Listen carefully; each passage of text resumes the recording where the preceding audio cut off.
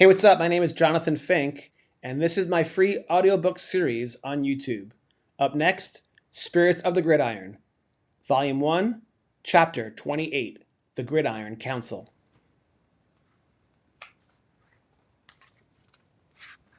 Monday morning broke cold and overcast, but inside the Simpson College lecture hall, the air crackled with something else entirely: enthusiasm. Professor Clark walked to the podium with a curious fire in his step.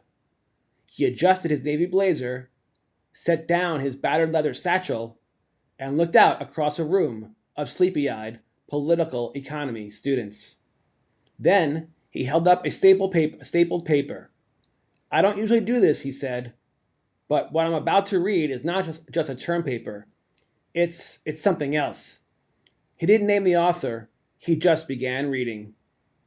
At first, the class barely looked up. They heard good student work before, but within a few paragraphs, notebooks closed, heads lifted, phones lowered. It was part manifesto, part policy paper, part love letter to the soul of the game. Beck didn't write about playbooks and practice schedules. He wrote about opportunity, equity, the failure of bureaucracy, the erosion of tradition, the longing for community, the power of small schools to ignite a new era.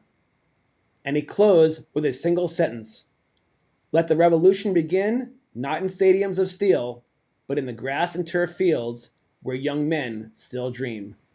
Professor Clark paused. Then he said, This isn't just a paper.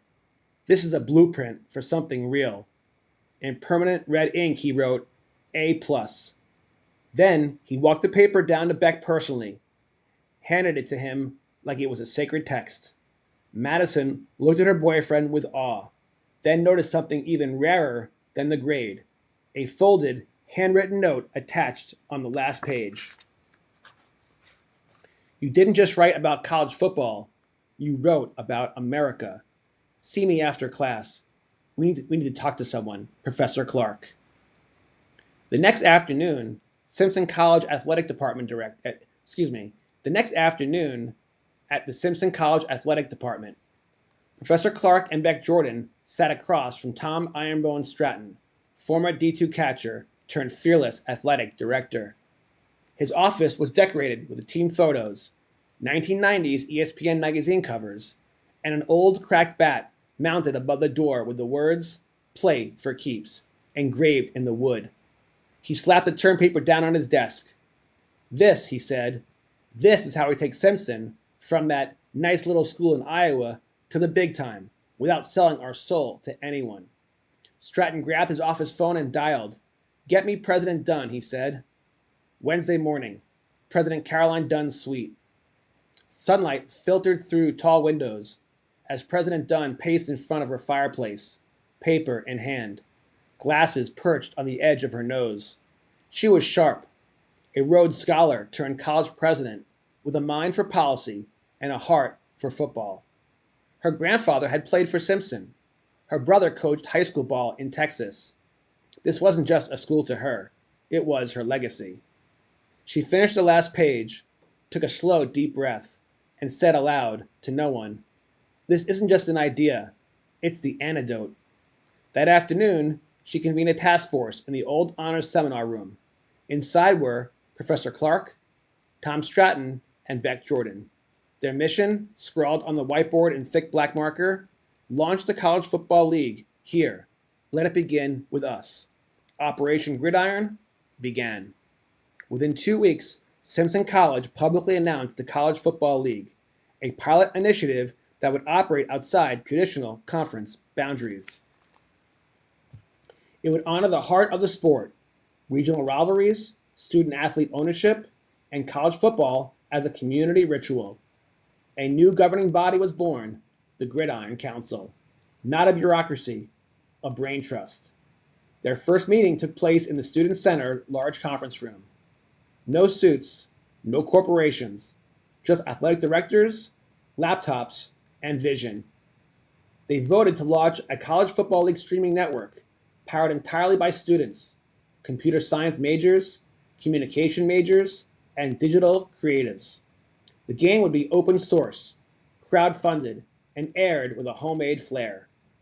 Color commentary would be raw. Tom Stratton turned to Beck and said, "We're not ESPN. We're better.